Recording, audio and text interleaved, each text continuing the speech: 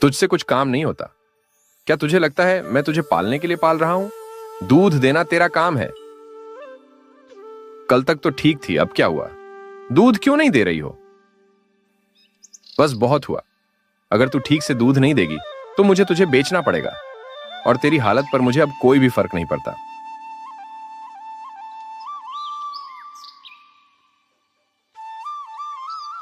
गौरी चुपचाप खड़ी रही। वह न तो कुछ कह सकी न कुछ कर सकी। उसकी हालत खराब हो चुकी थी, लेकिन हरिहर को इससे कोई फर्क नहीं पड़ता था।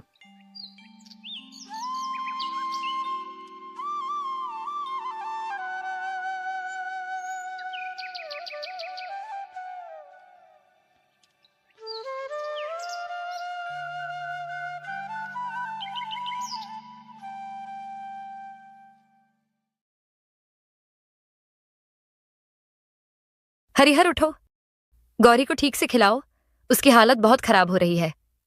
तुम तो बस दूध निकालते हो, उसे आराम और खाना भी देना चाहिए। तू क्या समझती है? गाय का काम है दूध देना, उसे खाना खिलाना मेरा काम नहीं है। दूध मिलेगा तो सब ठीक रहेगा। लेकिन अगर गौरी ठीक से खाएगी नहीं तो दूध कैसे देगी? तुम सिर्फ अपनी लालच में लगे हो, गौरी का ख्याल क्यों नहीं रखते? तेरी बातें भी ना। गाय को खाना खिलाना मेरी जिम्मेदारी नहीं है, बस दूध दे, यही काफी है। तुम समझते नहीं हो, गौरी अगर ठीक से खाएगी, आराम करेगी तो ही वो दूध देगी।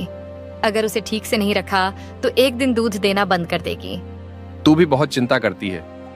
गौरी को खाना पीना देने से कुछ नहीं होने वाला, मुझे तो सिर्फ दूध चाहिए। मीरा थोड़ी निराश होकर खामोश हो गई, लेकिन वह जानती थी कि गौरी की हालत और भी खराब होगी अगर हरिहर ने कुछ नहीं किया।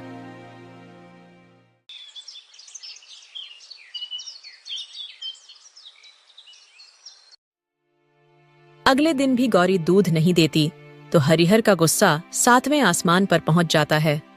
वह गुस्से में आकर गौरी को बुरी तरह से डांटने लगता है। क्या तुम नहीं समझती? तुम्हारा काम है दूध देना। अगर तुम अब भी दूध नहीं दोगी तो मैं तुम्हें बेच ही दूंगा। हरिहर, क्या तुम पागल हो गए हो? तुम अपनी गाय को बेचने की बात कर रहे हो? तो फिर क्या करूं? मैं जितना चाहता था उतना दूध नहीं मिल रहा। ये गाय अब मेरे काम की नहीं रही। बेच दूंगा इसे और फिर कोई और गाय खरीद लाऊंगा जो ज्यादा दूध दे। लेकिन गौरी ने हमें बहुत कुछ दिया है, तुम उसकी देखभाल करो, वो फिर से दूध देने लगेगी। तुम ऐसा क्यों सोच रहे हो?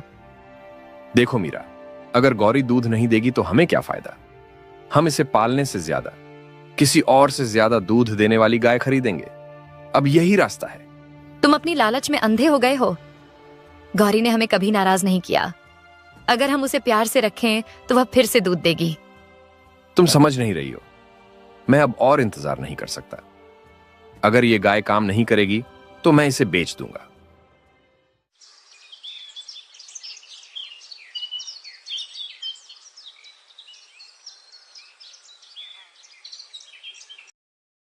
अगली सुबह भी गौरी ने दूध नहीं दिया। अब तो हद हो गई। तुम तो बस मुफ्त की रोटी तोड़ रही हो, एक काम का दूध भी नहीं दे सकती। अब तुम्हें और नहीं रख सकता। आज ही तुम्हें बेचने ले जाऊंगा। गौरी चुपचाप खड़ी रही। उसकी आंखों में उदासी और थकावट साफ झलक रही थी।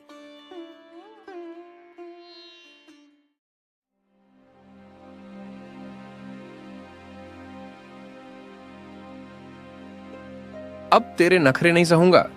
खाने का खर्चा अलग से और दूध का नामो निशान नहीं। चल, अब बाजार चलने का समय आ गया है। इतनी मोटी होकर सिर्फ घास चबाने के लिए रखूंगा क्या? बाजार में बेच दूंगा और एक नई गाय ले आऊंगा। कम से कम दूध तो मिलेगा।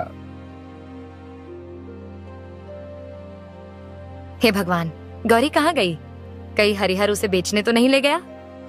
वह चारों ओर देखती है, लेकिन गाय कहीं नजर नहीं आती। फिर धीरे धीरे उसे समझ में आ जाता है कि हरिहर गाय को बेचने ले गया है। उसके चेहरे पर निराशा और दुख साफ नजर आती है।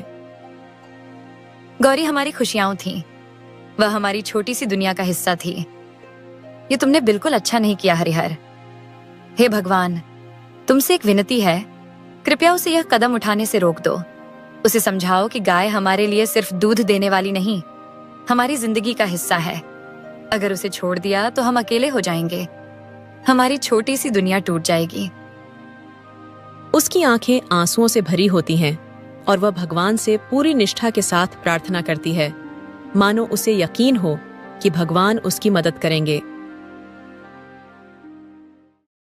अरे हरिहर, ये कहाँ ले जा रहे हो गौरी को?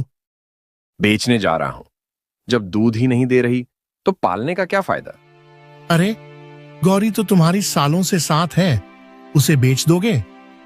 सालों से पाल रहा हूं, लेकिन अब काम की नहीं रही। मुफ्त में घास खा रही है। अब इसे बेचकर कोई नई गाय लाऊंगा।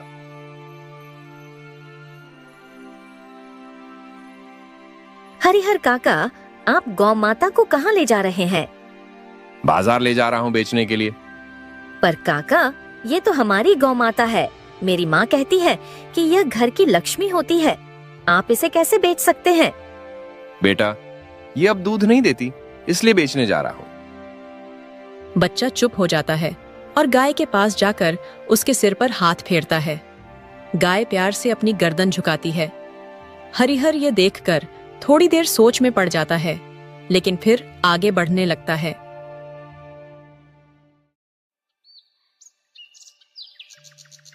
अरे बेटा, ये गाय तो बड़ी प्यारी और सीधी दिखती है।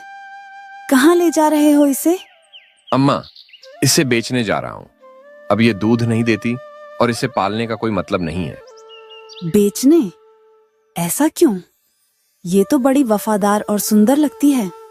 क्या किसी ने इसे नुकसान पहुंचाया? नहीं अम्मा, ये अब काम की नहीं रही। इसे पालने का खर्चा हम नहीं उठा सकते, इसीलिए इसे बेचकर कुछ पैसे कमा लूंगा। बूढ़ी औरत गाय को ध्यान से देखती है। गाय की दुबली हालत देखकर बूढ़ी औरत का दिल पसीज जाता है। वह गंभीर होकर हरिहर से पूछती है, बेटा, यह गाय तो दुबली पतली दिख रही है। क्या तुम इसे ठीक से खिलाते पिलाते नहीं हो? मैंने इसे दूध के लिए रखा है। अब ये दूध देना बंद कर गई तो इसे पालने का क्या फायदा? तो तुमने इसे सिर्फ एक मशीन समझा? कभी इसका ख्याल नहीं रखा? चारा पानी ठीक से नहीं देते? अम्मा, मेरे पास खुद के लिए समय नहीं है, तो इसे पालने का समय कहां से लाऊं?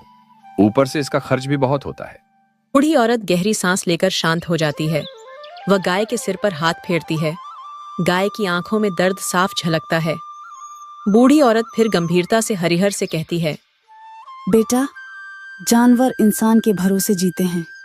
ये तुम्हारे लिए कितने सालों तक काम करती रही, लेकिन तुमने कभी इसे अपना नहीं समझा। अगर तुम इसे ठीक से खिलाते तो शायद ये आज भी तुम्हारे लिए फायदेमंद होती। अम्मा, मेरी मजबूरी है। घर के हालात वैसे ही खराब हैं। इसे रखने का मतलब है और परेशानियां हम बढ़ाना। हर हालात का हल होता है बेटा, लेकिन अपने कर्म सुधारना सबसे पहला कदम होता है। यह गाय तुम्हारे परिवार का हिस्सा है। इसे ऐसे छोड़ने से तुम्हें कभी सुकून नहीं मिलेगा। हरिहर थोड़ा सोचने लगता है। वह गाय की ओर देखता है जो चुपचाप खड़ी थी। उसकी आंखें हरिहर के मन में हलचल मचाने लगती हैं। अम्मा, मैं इसे बेचने का फैसला कर चुका हूं। अगर इसे न बेचूं तो घर कैसे चलेगा? क्या इसे बेचने से सब ठीक हो जाएगा? क्या तुम्हारा दिल मान लेगा कि तुमने सही किया? जब यह तुम्हारे लिए काम कर रही थी, तब तुम इसे अपने घर का हिस्सा मानते थे। अब जब इसे तुम्हारी जरूरत है तो तुम इसे छोड़ रहे हो। हरिहर गहरी सोच में डूब जाता है। बूढ़ी औरत की बातों का असर उस पर साफ नजर आता है। वह गाय को ध्यान से देखता है और उसकी हालत देखकर उसका मन पिघलने लगता है। आपकी बात सही है अम्मा। मैंने कभी इसे अपना नहीं समझा, सिर्फ इसका फायदा उठाया और बदले में कुछ नहीं दिया। हर गलती का सुधार होता है बेटा। इसे बेचने की बजाय इसे ठीक से पालो। ये तुम्हारे लिए आशीर्वाद बन सकती है। मेहनत और सही सोच से हर मुश्किल का हल निकलता है। आपने सही कहा अम्मा। मैं इसे बेचने नहीं जाऊंगा। अब मैं इसे प्यार और ध्यान दूंगा, जैसे इसे हमेशा मिलना चाहिए था। भगवान तुम्हें सही रास्ता दिखाएंगे बेटा। अपने कर्म सुधारो और सब कुछ अच्छा होगा। जाओ और इसे परिवार का हिस्सा समझो। हरिहर गाय को लेकर घर की तरफ लौट जाता है। इस बार वह ठान लेता है कि वह अपने कर्म सुधार कर गाय का ठीक से ख्याल रखेगा।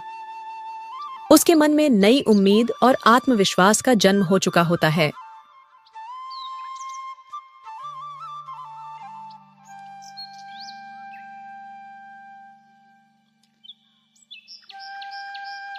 हरिहर गाय को घर वापस लाता है। जैसे ही वह आंगन में पहुंचता है, रमा उसे देखकर चौंक जाती है। तुम तो इसे बेचने गए थे ना, फिर वापस कैसे ले आए? मीरा, रास्ते में एक बूढ़ी अम्मा मिली। उन्होंने मुझे समझाया कि मैं गलत कर रहा हूं। मैंने इस गाय का कभी ठीक से ख्याल नहीं रखा और इसे बेचने की सोच रहा था। अच्छा, तो अब तुम्हें समझ आया? जब मैं कहती थी कि इसे चारा दो, इसका ध्यान रखो, तब तो तुम कुछ नहीं सुनते थे। तुम सही कह रही हो। मैंने इसे हमेशा दूध देने वाली मशीन समझा। मैंने कभी इसे अपना समझा ही नहीं। लेकिन आज मुझे एहसास हुआ कि यह भी हमारे परिवार का हिस्सा है। तो अब क्या सोच रहे हो? इसे बेचने का इरादा छोड़ दिया? हाँ, अब इसे ठीक से पालने का फैसला किया है। मैं खुद इसका ख्याल रखूंगा, इसे चारा दूंगा और इसे परिवार की तरह रखूंगा। ठीक है, अगर तुम्हें अपनी गलती समझ आ गई है तो अब इसे अच्छे से पालो। ये जानवर भी हमारी जिम्मेदारी है। मैं तुम्हारे फैसले से खुश हूँ। अब मैं कोई लापरवाही नहीं करूंगा। मैं इसे वह सब दूंगा जो इसे चाहिए। चलो, अब मैं इसके लिए चारा और पानी का इंतजाम करता हूँ। मीरा मन ही मन प्रार्थना करने लगती है। हे भगवान, आपका लाख लाख धन्यवाद। आपने हरिहर को सच्चाई का रास्ता दिखाया। मैं कब से इसे समझाने की कोशिश कर रही थी, लेकिन आज आपने किसी और के जरिए इसे सही राह दिखाई। तुम्हें अब कोई तकलीफ नहीं होगी। हरिहर ने वादा किया है कि वह तुम्हारा ख्याल रखेगा। अब तुम्हें भूखा नहीं रहना पड़ेगा।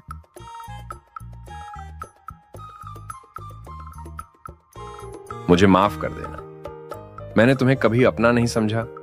हमेशा तुम्हें काम के लिए इस्तेमाल किया और तुम्हारी तकलीफों को अनदेखा कर दिया। लेकिन अब ऐसा नहीं होगा। अब मैं तुम्हारा पूरा ध्यान रखूंगा। तुमने हमारे लिए इतना कुछ किया है। अब मेरी बारी है। मैं तुम्हें खुश रखने की पूरी कोशिश करूंगा। हरिहर की देखभाल और प्यार से गौरी जल्दी ही स्वस्थ हो जाती है और फिर से दूध देने लगती है। उसके ठीक होने से घर में खुशहाली लौट आती है। हरिहर ने अब उसे केवल एक जानवर नहीं, बल्कि परिवार का हिस्सा मानकर अपनाया और उनके जीवन में एक नई समझ और सुकून भर गया।